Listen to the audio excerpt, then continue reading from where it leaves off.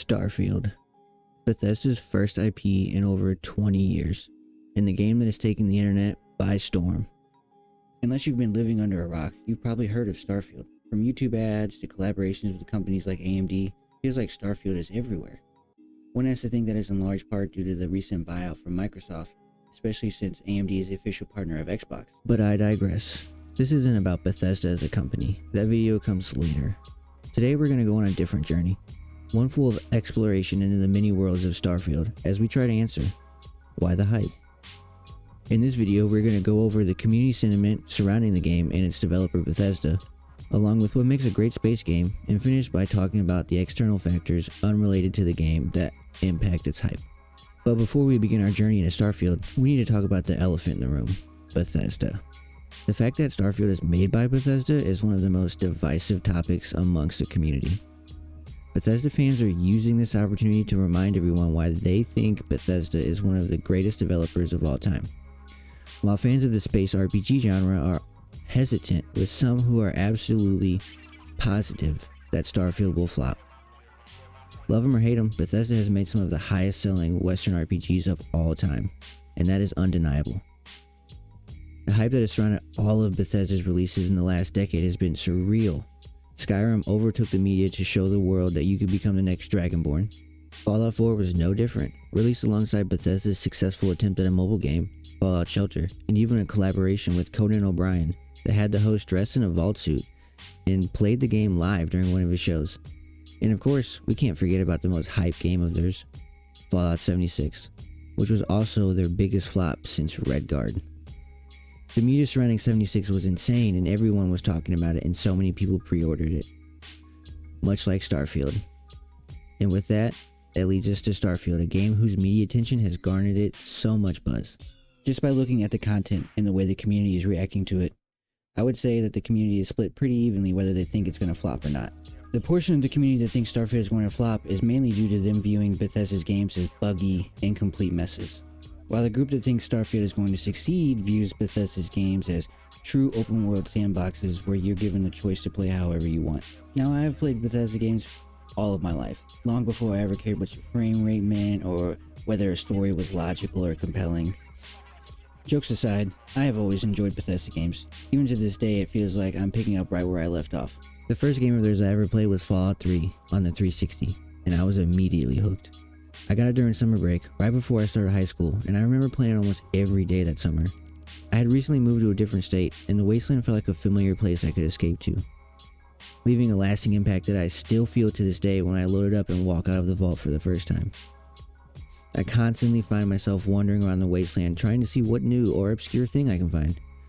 I'm the type of player that searches every nook and cranny, pilfering through every bag and dead body I can find. This is one of the aspects I'm most excited about with StarField. The vast exploration and all the little pockets of hidden stuff everywhere. There are lots of factors that play into making a great space game, and the importance of each factor relies heavily on the type of game being made. One thing we need to distinguish is the fact that space games are sci-fi in nature, but sci-fi games don't have to be about space. To put it simply, there is a difference between a space game and a game in space. To distinguish between the two, we need to establish the criteria for the two styles and see which one StarField falls into. A space game is one that utilizes the fact that you are in space to create gameplay associated with it. A game in space is one that uses space as a setting while the gameplay is separate from that fact. Using this criteria, I think it's safe to assume that StarField is a space game.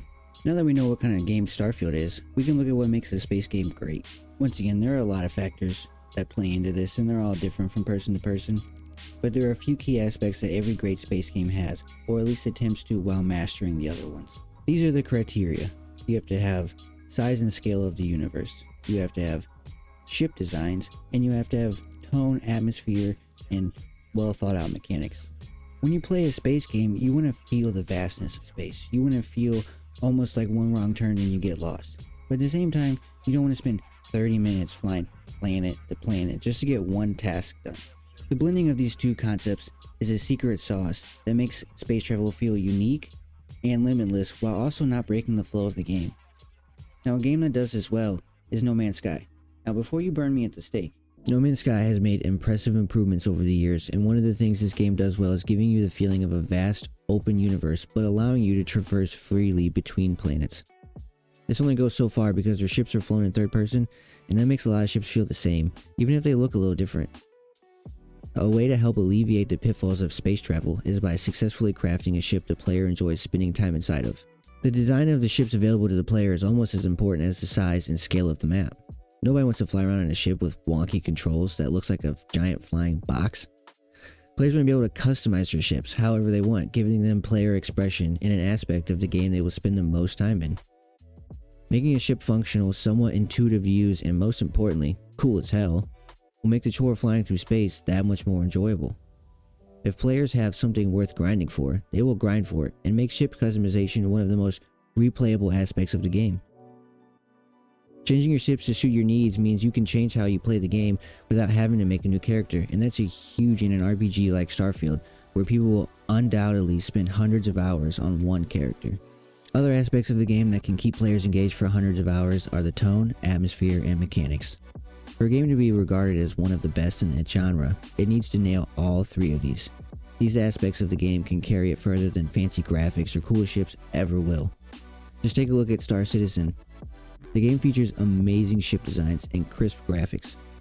Other than their ship mechanics, everything else is kinda lacking, and you can definitely feel it when you spend an extended amount of time in their Stanton system. As someone who loves Star Citizen, the game's current state lacks a few things, mainly tone and mechanics. To be fair, the game is in an alpha, but when you land at a station and the NPCs are all circled together in one room of the station, it kinda breaks the immersion. Everything you do is on a kiosk, with no interaction with NPCs, meaning they are just there to fill space. The mechanics of using a kiosk while NPCs stand there useless makes you realize there is no atmosphere in this game. Combine that with gameplay loops that are not fully realized, and it leads to a lot of time spent wondering what you're even doing in this game. That feeling will be the detriment to a game like StarField. Giving players some kind of purpose, or even giving them the opportunity to create their own purpose, is crucial to the success of an open world space game. Now you're probably wondering why we went into such great detail about what makes a space game great. And that's simple. StarField promises all of that. And in the most polished state a Bethesda game has ever released in. Now imagine a game that incorporates all of your favorite aspects of the Fallout series and the Elder Scrolls and combines them into one game. I'm sure your mind is going crazy with the possibilities, and I'm sure everybody is thinking of different things that they love about each game that they want included in StarField. And that's what makes a Bethesda game beautiful. The fact that everybody enjoys some kind of aspect of a Bethesda game, and everybody enjoys them for different reasons, giving you a true sandbox experience so that you're able to play a game however you want. This is one of the reasons that people are so hyped for StarField, along with a few other unrelated factors. If you've played games within the last 5 years, you have without a doubt seen the decline in AAA gaming. From half-baked releases, disgusting monetization practices, seasonal content drips, and always online gaming, the gaming industry looks much different than it ever has, and in the worst ways possible. Players are starving for a game that releases completed at launch, a majority of the content available on day one, and the option to play offline. Much like the recently released game Baldur's Gate 3, which features all three of these aspects and is one of the most widely accepted and regarded games in all of the community right now.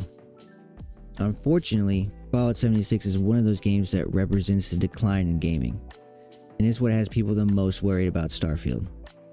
If you are traumatized from the phrase live service games, then the prospect of an all-encompassing single-player space game should have you excited. Single-player games can afford to do things multiplayer games can't, giving devs the option to build games based on what they want and not what they are limited to. StarField has a chance to remind us of all why we are gamers in the first place, and I think Bethesda is aware of the gravity of this release.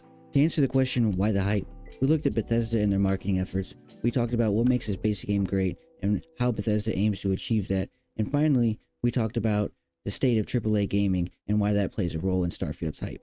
All of these factors are the main reasons why StarField is one of the most hyped games of the year. That, and with Bethesda showing it every chance they get at every conference they attend, it's no wonder StarField is so hyped. They are attempting to create the game that all space RPG fans have been waiting for. Something that encapsulates every aspect of a space game and ties it into a neat little bow, hopefully a polished one. and I am sure Bethesda feels all of the pressure. With this being their first major release since '76 and the new Microsoft buyout, this is their make or break title. The future of Bethesda hangs in StarField's hands. But I'll end it with this. The last time Bethesda had their backs up against the wall, making a game for Xbox, they gave us Morrowind. Thanks everyone for sticking around. I truly appreciate all of you guys making it to the end. I wanted to announce I'm going to start trying to do monthly videos all around space games and more about trying to have a conversation about the game more than just guides and stuff like that, because I'm sure there's going to be plenty of guides coming out for StarField here in the next couple months. My next video is probably going to be about whether StarField is worth the hype, so be on the lookout for that. Don't forget to subscribe and hit the bell so you're notified when that comes out. And if you made it this far, go ahead and hit like if you enjoyed the video. If not, I'll see you on the next one.